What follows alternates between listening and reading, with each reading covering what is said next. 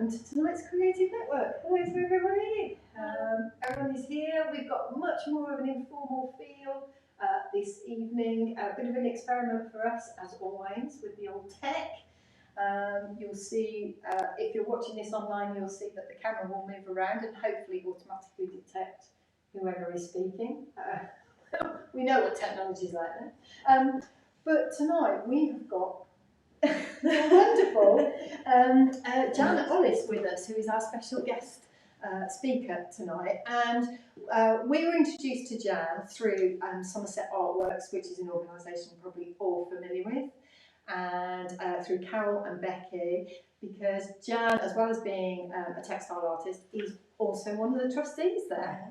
So, which, can I just say, is a fabulous thing to do anyway, because as organisations we all rely on volunteer trustees as part of the board. So so thank you very much. Fabulous. So we're working together on a wellbeing project, which I'm sure you will tell everyone much more about. So Janet, over to you. Tell us all about what you do. And for everyone here, just feel free to throw in questions as and when. Okay. Well, firstly, thank you very much for inviting me to come and talk. It's I've actually really enjoyed the last few days looking back at things I've been doing for over 20 years. So you'll have to excuse me. I have decided to write everything down so I can remember which order I did them in. So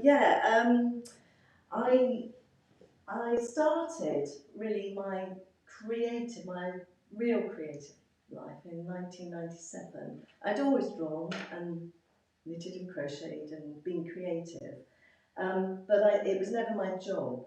I had quite a range of jobs before that date.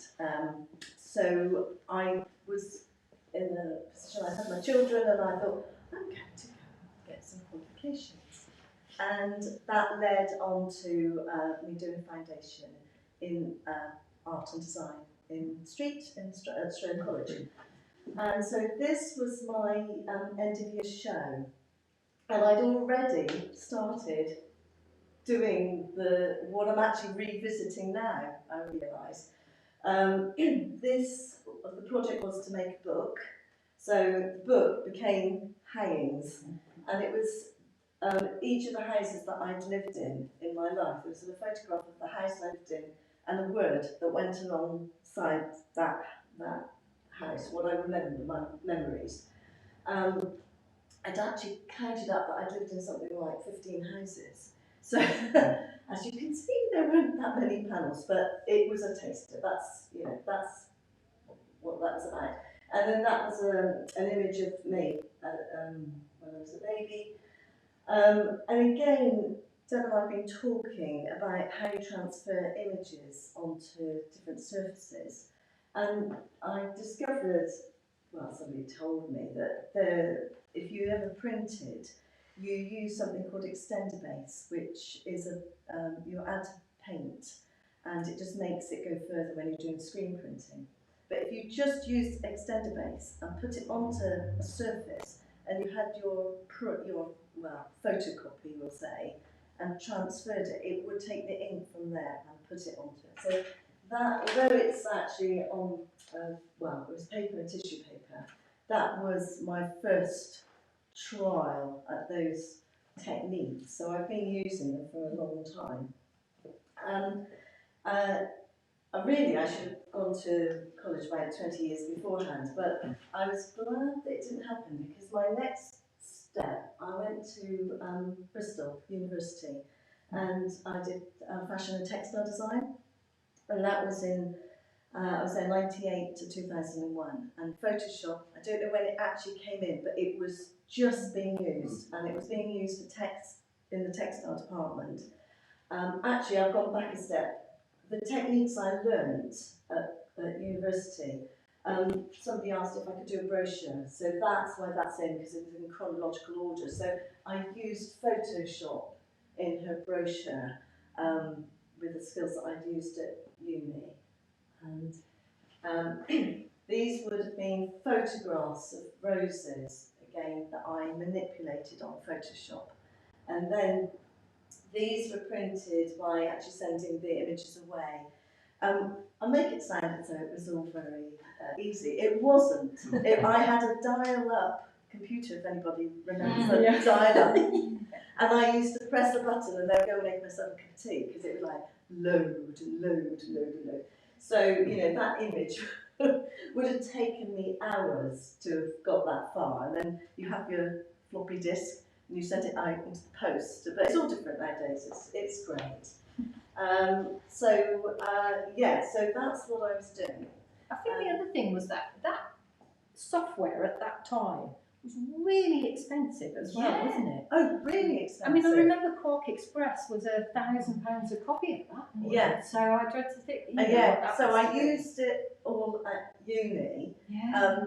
But I think I probably had a copy.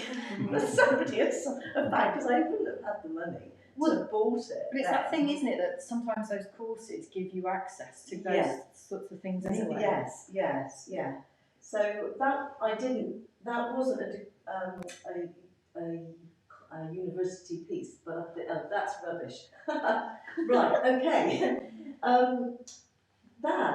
What I did at uni, I really had a photograph of, on this occasion, it was an artichoke. And I zoomed in and zoomed in and zoomed in and zoomed in to this artichoke, and then I started to manipulate the colours. So I'm so pleased I managed to find this, but you can pass it round. This is the actual design on fabric. It comes out my folder, sorry about this. Getting two there, but you can see it was printed onto silk.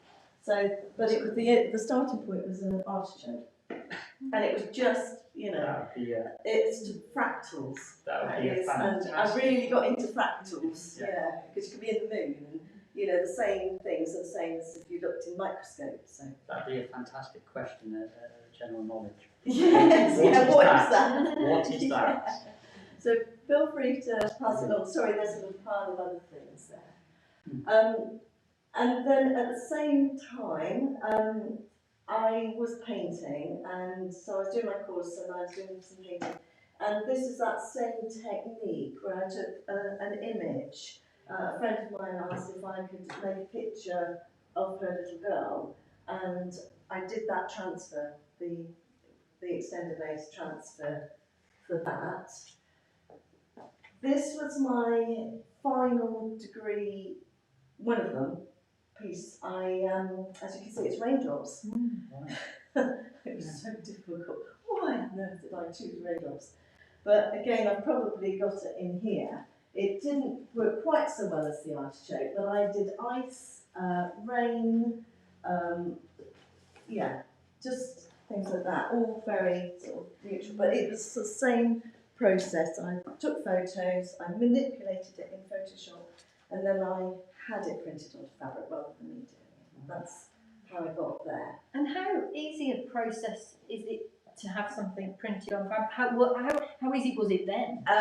Then it wasn't very easy. No. And I can remember I fell out with a company because I was doing my end of year show, and you sent it off on the floppy disk. You didn't know what colour it was going to come back at, and I literally had almost white sheets of fabric come back to me with a little pale design on, and I'd spent hundreds of pounds doing it because we had to do, well, we could do what we wanted, but I decided to do like a room set, so I had curtains and a chair and things like that. And I think I rang them up in tears and said, I can't use it because you can't see it. And they very kindly did print it again for me. But it was, it wasn't good. Nowadays, it's so much easier. You get some fantastic companies, and I'm not going to remember their names. I know. There's one which is called Fashion Formula. They are in the process of changing their name, but they are brilliant. And you can either upload your own designs. They've got hundreds of different fabrics, absolutely hundreds. And yeah, I think they're changing the name to More, MOOR, but I can't remember. So look at Fashion Formula, because it'll link, they're just in the process of changing their name. There's loads of different ones. There's loads nowadays. And Yeah. they just print it onto, they'll print your design onto some fabric for Yeah, you and yeah. send you however much fabric you want. Exactly, and the great thing is they'll do it in the pattern repeat. So Right, you yeah, put your image in, and there it is. Pattern repeat. How do you want your pattern repeat? And they'll just, Yeah, it'll all just- happen oh, brilliant. on screen, and the colours are great. Because my daughter, she makes children's clothes, but she designs her own fabrics or buys in the fabrics from other designers, and that's who she uses because they are very good. Yeah, really, really good. Fashion Formula. Yeah. So yeah, okay. Let's see what happens there. Done. So after uni, you expect all these wonderful things can happen. I was really, really lucky. I was approached by an agent, a textiles agent, which was very great. And so I did some designs. In fact, I had two textile agents, one fashion and one interiors. It's not as good as it sounds. It's really hard. You have to create loads and loads of designs, and then they take them away to sell, and it's potluck, you know. But I did it, and it was a valuable experience. Bit of a sad story. The lady, this particular one was for fashion, and she wanted again the Photoshop look, and she was actually in New York when 12/11 happened. She wasn't, fortunately, she wasn't hurt in any way, but her business died that day. So she had my fabric samples with her, and it was like, that was the start of my career. But you know, these things then set you on another path, and that's fine. So along the same time, I have been asked by an interior designer. Don't ask me how these things happen. I think sometimes if you just put yourself in places, somebody finds you. That's how I hope it works. And an interior designer, again, it was all new. Photoshop was like, oh, very exciting. She said, I've got a client who, he's a keen photographer. He wants his photographs be made into pictures, paintings for his house, not paintings, for, you know, pieces of artwork for his house. But he doesn't want them to be pure representations. Can you manipulate them on Photoshop? So that was one of his images that I then manipulated, and I had to check with her, and then we had colour schemes for each room. And Oh, wow. that was really interesting, but that was not a path that went on very far. Oh, but so I was doing all this, and we moved house, my partner and I, and it turned out the whole house needed renovating. We thought bits of it needed renovating. When it happened, the whole lot did.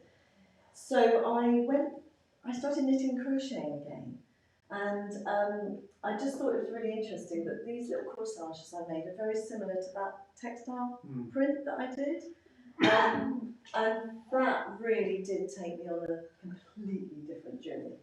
So I was making these little corsages, and I was very lucky. Again, it was just I happened to be in the right place, or knew somebody that was in the right place, and they knew a buyer for quite a big shop in London. Well, does anybody know Brora? Anybody knows? Fantastic cashmere, Scottish cashmere company, really nice company. And they were looking for some corsages, and it was actually my partner's grandmother who linked me with the buyer, and she said, "Oh, I love your corsages. We'll try them in the King's Road shop." And I was like, Yeah. "Oh, yeah, okay then." That led me to me working with Brora for 6 years on different ranges, which was amazing and really exciting. But it took me completely away from print. So I was now on the knit and crochet sort of route. This was about 2006, and then As we said, I didn't do print. I did do print, but that was digital printing. I did some trade shows in London, and so that was one of the things I took to the trade show. Then it all changed.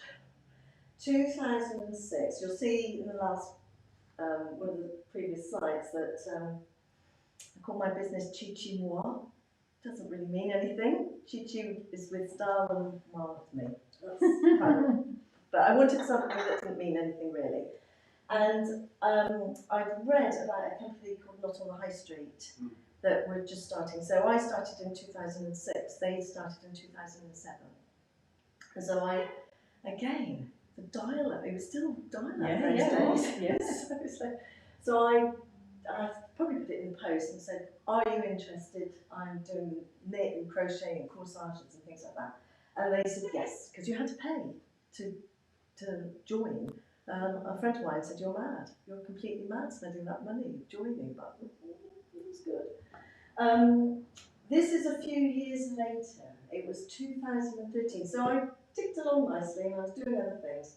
And in 2013, I thought, I kept thinking, how can I get print onto some knitted items? And I came up with this. It was the most simple idea. I'm afraid this is an iron-on transfer. So people could tell me what they wanted on the mug cozy or whatever, and then we would iron it on, sew it on, and off it went. And I'm not looking at my notes. But that's ironed on. This is ironed on. Yeah, so this is an ironed on one. When I first did it, I thought, well, I'm not sure if people are going to like it, but personalised was so popular. And this was 2013, so maybe it was 2000. I looked at 2017, and we actually sold nearly 3,000 mug cozies that year. So, wow. It was really crazy. But I'm not following my notes. And hand knitted? All hand knitted. All hand knitted. Yes. Yeah. But they don't take very long. But I've done loads of hand knitted projects, and some of them they do take quite a long time. But I tried the personalised things I tried to keep small, so they were quick to make. So we did a cricket one cozy. So I started by myself, and then I employed one girl part-time, and then she went full-time. And then another girl joined me, she was part-time. Then my daughter joined us. So I had 3 girls working in an office space, and then I had 10 knitters knitting all the items to my patterns. So. But it was good fun, but I felt it was very much a business, you know. This is another thing we did. So ties, pass it around. That's a picture of my daughter when she was young. And we printed, and that's the technique that I can show you. It's an embroidery sort of tool's not the right word, is it? But it's something that people use for embroidery. You can buy this photo fabric paper, and it is what it says it is. It's fabric on one side and paper on the other, and you put it through your printer, and then you peel the back off, and then you've got a print on a piece of fabric.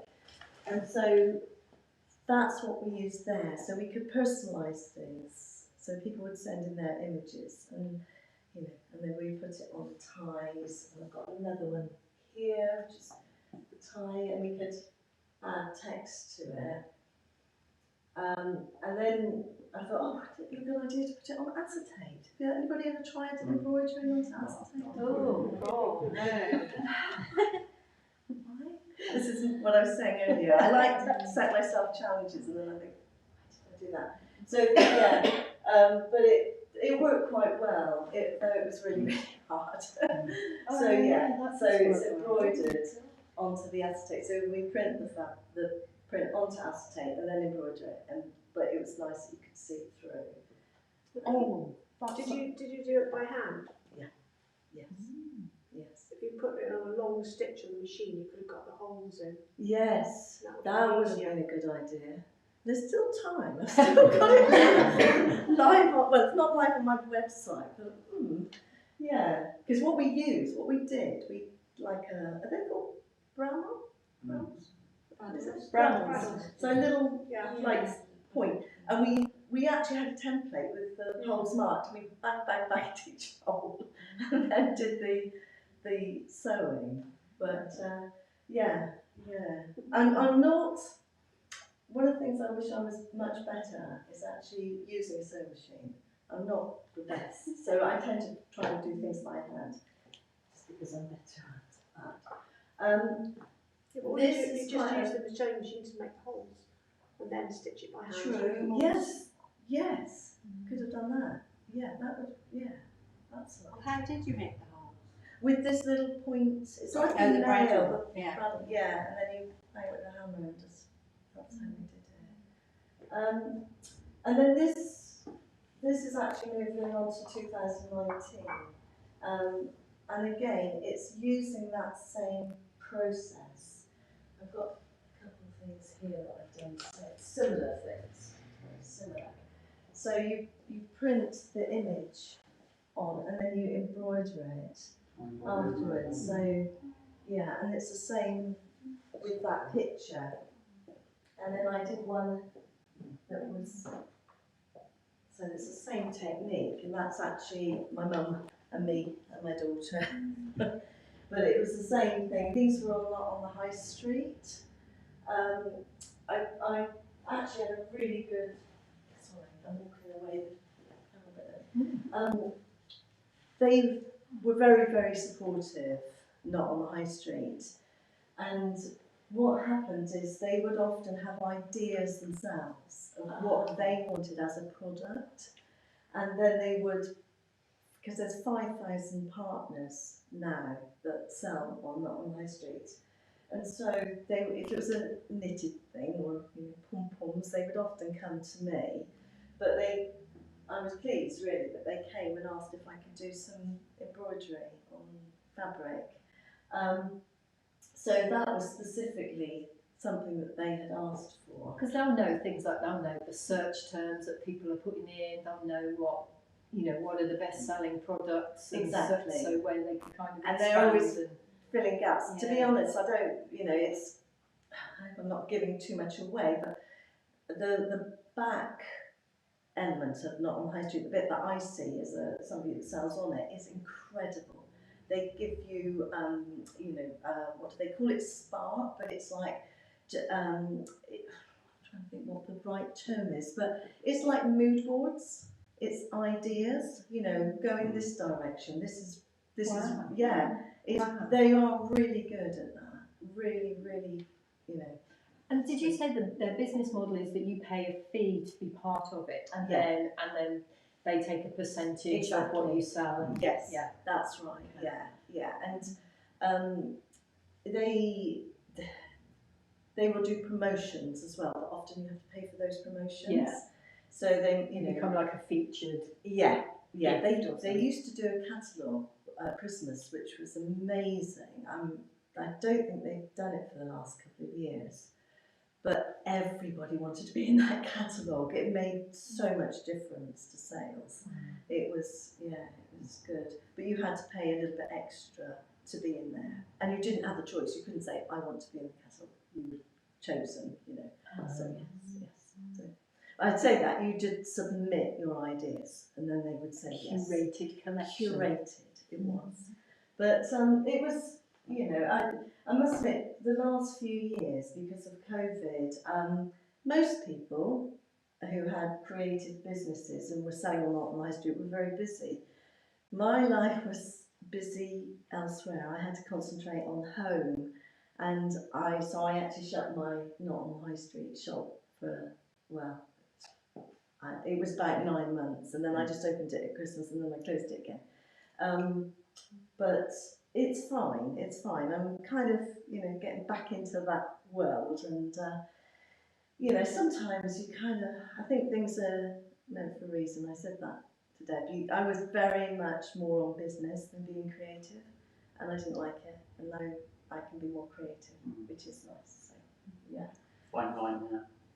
Sorry? It's a fine line. Yeah, it's such a fine line, and I don't know if I've got it right over the I don't think years. anybody would. No, because it is really hard. There's a fine line between it being, especially if you're trying to do it to earn a living. Yeah. So it comes to that point where you're thinking, am I doing it because I need to make a living, or am I doing it because you might lose the enjoyment Absolutely. because it becomes So, a job. Yeah, absolutely. And I had to worry about paying the rent, Yeah. paying the girls' wages, you know, the insurance. So you're doing all that rather than being creative. Exactly. So, you know, although Yeah. it just coincided with lots of other things happening. The rent, I've been in that particular space for 5 years. It was a lovely space. But we weren't having the sales that we used to have. My mum was very, very ill, so I was kind of looking after her. And I had, what else happened? COVID happened. And I just thought, actually, let's just not renew the rent and let's just take a bit of time. And it's, you know, and it's over 2 years since that happened. It's a difficult decision to make.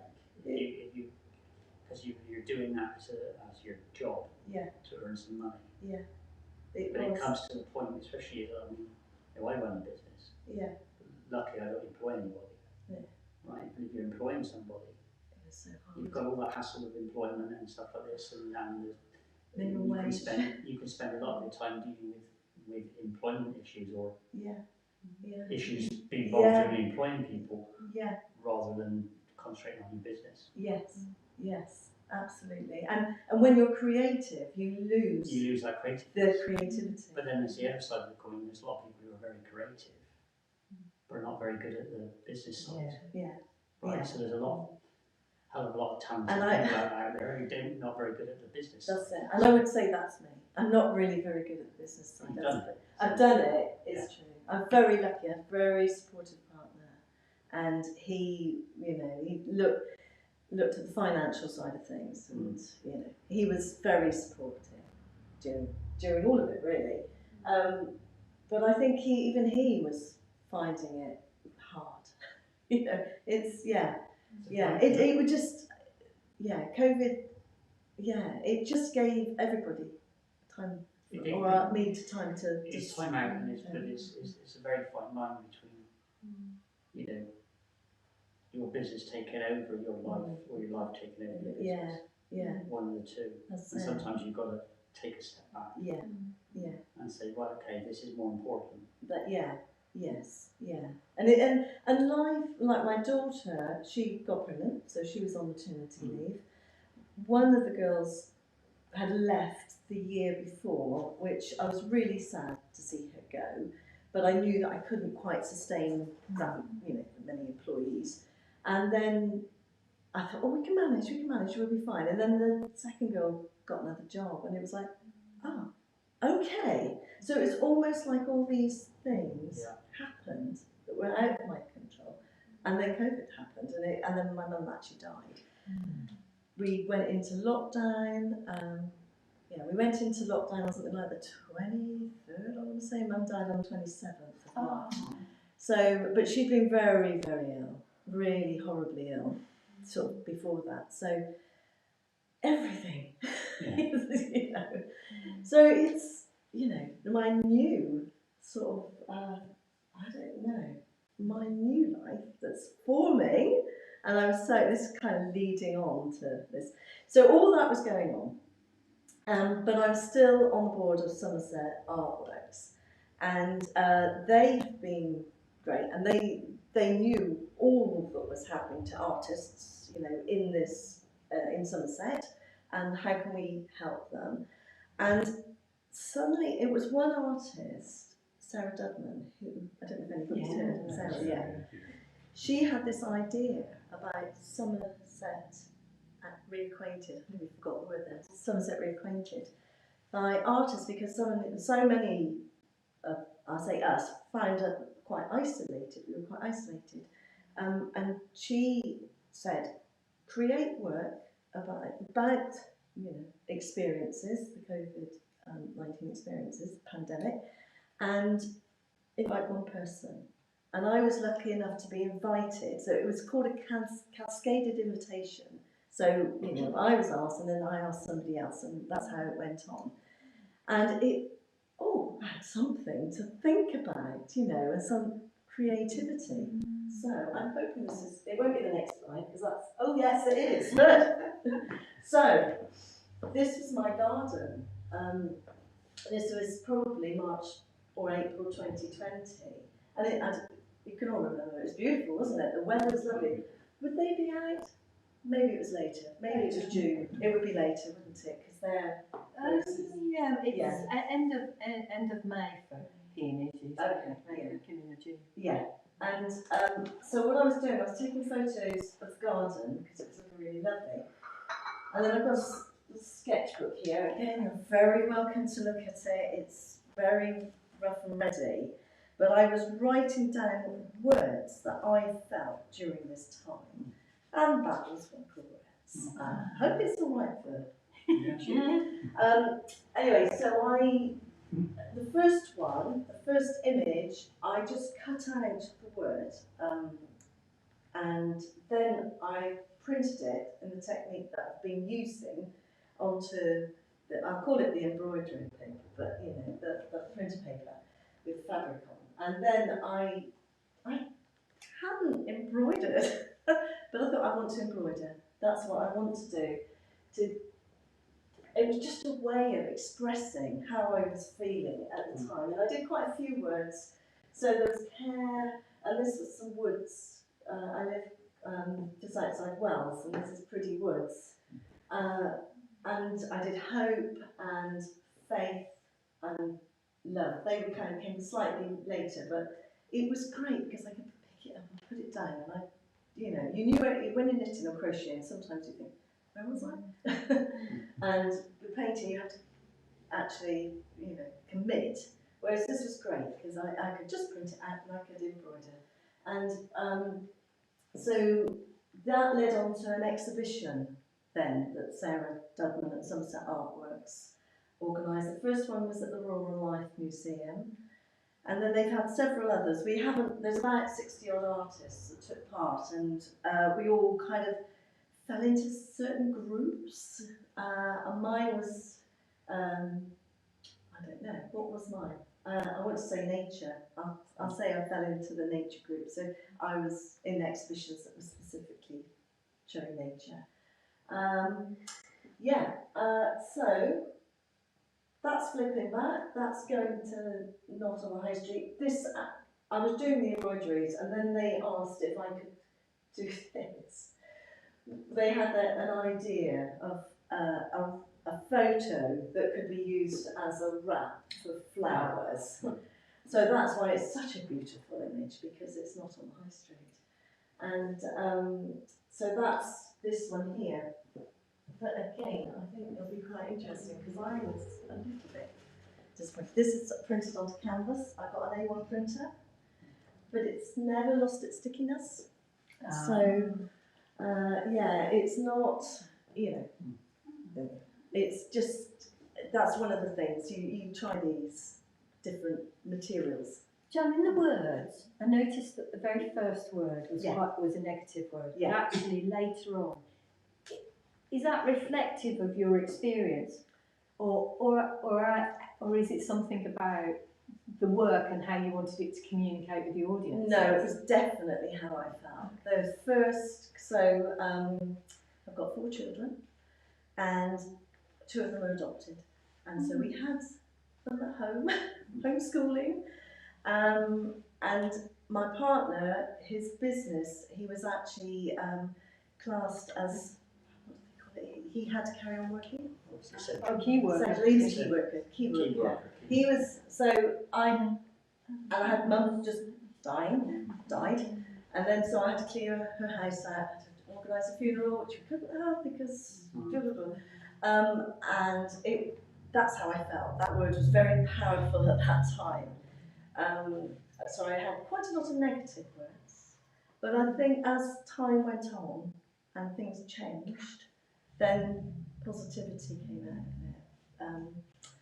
yeah, thank goodness. Yeah, yeah, everything started to settle, and And do you think part of that might have been the creative process that you were on? Did that it help? Absolutely helped. Yeah, because you know, I've always made things. So that first part of lockdown, I wasn't really being creative, and all this other things was going on. So when I found something that I could make, and it took me away from all the stuff that was going on, it certainly helped. So I'm a big advocate of wellbeing, which kind of then probably need, well, we've got love. So faith is a more recent image. I wanted to do something black and silver. I don't know why, but there we are. And love. So, sorry, I'm sure your camera's not going to let me keep walking on. But just that is love that's being printed on there. So again, photograph from my garden, and then embroidered on. Yeah, so I've embroidered on that. So you print that as a template, or just? Yeah, so on Photoshop, I've taken a photo of my garden, and then I've tried different font styles, and it just so happened that that is what I like, and I think it's called Abril Fat Face. It's got a really silly name. And then you embroider. That's it, and then I print it onto here. So yeah, so that pulls off, and then I embroider it onto that. Right. You're restricted because this is the A4 size. So you've got the when you're embroidering, an embroidery hoop will, you know, you can't always fit it quite over the words.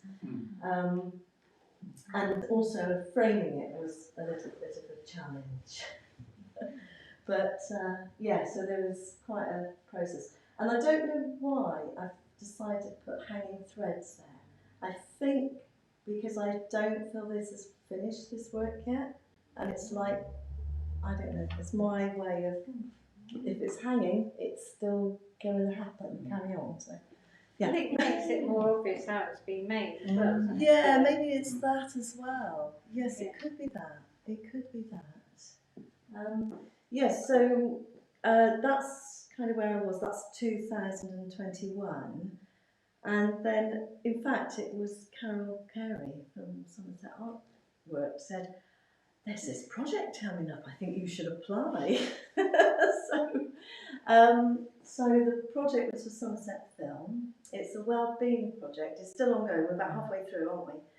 And it's working with school children of different ages. The first part has been working with secondary school children. And it's kind of, I think it covers lots of things, but the title is kind of belonging. It's because obviously a lot of them weren't in school. It's, you know, how COVID-19 has affected them and how they feel now.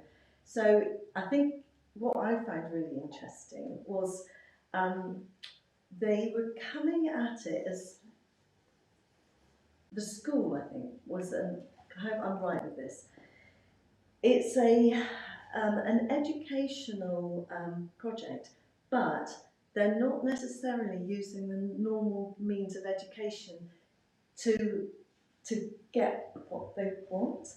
Does that make sense? So they, you know, they might be learning maths, they might be learning English, but actually what I am doing, I've been doing, and Richard Thomas, and that's the tiniest picture, I'm so sorry. I hope you get an idea. So what we've done, Richard has gone in and taken photographs with the children, and we've collaborated, but we've got different elements that we've focused on.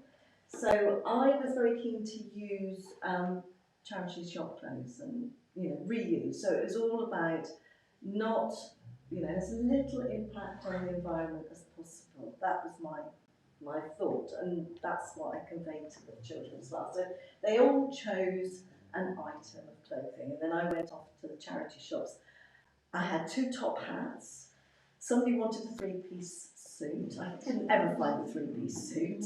But fortunately, a lot did t-shirts and hoodies.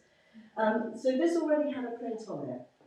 But the first element was I got them all to sew their name on their item of clothing, which you can't see because this one's on the back. And that was quite interesting because obviously sewing's not taught in junior schools anymore. So, you know, that's, I would say half could do it very well and half less well. But they learned it, which was great. And then the next week, I brought in fabric paints. So they all painted on their clothes, which was a lot of fun. And then the third week, Richard had taken photographs of the children and made them like silhouettes. So you can't really see it, but they all had a logo. And the logo was themselves, but it was all the same technique. It was a black silhouette of themselves on a yellow background. So somewhere on the clothes, they all had that. And it was either put on by the iron-on transfer method or stitched on with the other method. And then the last thing, I took a load of like pom-poms and, you know, sort of little crochet flowers I'd done years ago, and they put those on. But this one I thought was really interesting. That was his name up here. He wanted a pocket. He was absolutely sure he wanted a pocket, and he wanted pencils on his pocket. So that was the iron transfer method, made into a little pocket, and then he painted the clothes. So yeah, so we're kind of done on that age, and now the next element is going to be younger children. So I think we're going to go bunting. I think that's the idea. So using similar techniques but bunting. Yeah. So, and I don't know. Yeah. So I don't know, where are we with time? 7:15. 7:15. So that's pretty good, isn't it? What I've done is I just took a picture off the internet of the world. It's much smaller. It's only kind of 8 centimetres square, and then I used the cutout words VIP, and I've printed it onto iron-on transfer. And I was just going to show you. People have probably used iron-on transfers, I don't know, but I was going to show you how it works. And then I think later everybody can choose their own image, or they can use that image, that's fine, and either have it printed onto the iron-on transfer or onto fabric, whichever you'd like to do. So that's me. But are there any questions? I know I've talked a lot. Well, I think we've gone on a really good journey, Yeah. and it's quite fascinating to hear. And it's quite, I think you can see how you changed direction but stayed the same. Oh, okay. Right? Yeah. There's still a line going through it, which is looks similar. Yeah. Right. Even though your styles changed. Yeah. They are. Your roots. Yeah. Right. Yeah. And I love the idea of the way you've taken like the embroidery and used it in a different way than what it would be normally associated with. Yes. Yes. So that's moving outside the box. Yeah. Which is quite cool. Thank you. Thank you very much. Thank you. All right. Jan, is there anything you'd like to do in the future that you haven't done? Yeah. Just at the moment, I think I'm keener to go down the art route more, and so I have like installations, because it's not something I've ever done. But when I was at uni and at Stowe College, it was definitely the thing I wanted to do in the future. I hadn't envisaged having a business, and I really have got ideas for installations. Again, I'm saying to Deb, and also this is, I don't know if it'll become for an installation, but I've got lots of photographs of my family from years back. I inherited, some way back to the 1800s, and I want to print them onto fabric, and I want to make a quilt, and I want to embroider on it, and I want to put words on it and pass it on to family. So You know, it's not a commercial thing. It's something to keep in the family, but we've got a record, A memory quilt. a memory quilt. Yeah, yeah. So Which is what some of the people used to do when they made these quilts. yeah, The Welsh quilts and stuff like this, Irish, they were bits of fabric they could finally pass it on. And I love the idea of clothes that are, you know, people have worn. Yeah. I've got a blouse of my mum's that I'm going to use, and it's not much, but this is when we were going through her things, my brother and I, we found these 2 peg bags, and they're fabric, like little bits of fabric, which I don't know the background, that's the thing, but I'm assuming that they were probably my grandmother's clothes. They were very 50s and 60s, but they'd been embroidered on and joined beautifully, and I thought, well, I'll have one for, they've given away the secrets now, they're all watching this, I'll have one for me, one for my daughter, and my sister was like, I'll have one of those, which is fair, it's how it should be, you know, the 2 of us have got one each, but they were very powerful, and they were peg bags, you know, but they've got something, because there's that history there. It's hard to tell. So yeah. It feels very contemporary. It feels like what a lot of young people are doing now. Yes. They're sort of patchwork, making things from fabric, you know, new types of fabric. Like, I was reading about people making things out of fishkin and seaweed and combining. It's like really mixed media. It sort of is. like you were doing Photoshop back in the day when it was a cutting edge thing. Yeah. And now you're kind of going back to. Yeah. Interesting, isn't it? And It sort is. Of like It's all these techniques these are things. sort of going round in a. It's true. And actually, talking about wool, because I have, well, it's not wool, but yarn. You can get seaweed yarn, which I'm quite keen to use. So different types of seaweed that is made into yarn, and I'm really keen to use that in something as well. So. You know, there's lots of ideas, but nothing quite formulated yet. I'm just waiting to see what happens. But yeah, it'll be exciting. Yeah, so that's that. Any questions for Jan? No? Well, okay, so for those watching on YouTube, we're going to get stuck into a hands-on activity. I just want to mention that the next Creative Network is on May the 25th. Here at the Engine Roomm, so again we'll do a hybrid and there'll be a guest speaker, a little bit of a practical activity, but we'll also live stream it. But if anybody is interested, a week on Saturday we've got the artist Carol Doing coming down from Oxford to lead a workshop in phytography, which is using plant materials and emulsion based on photographic paper and creating images just using the chemical processes in the plants. There's some places, if anybody is watching this or here tonight and would like a free place, then please let us know.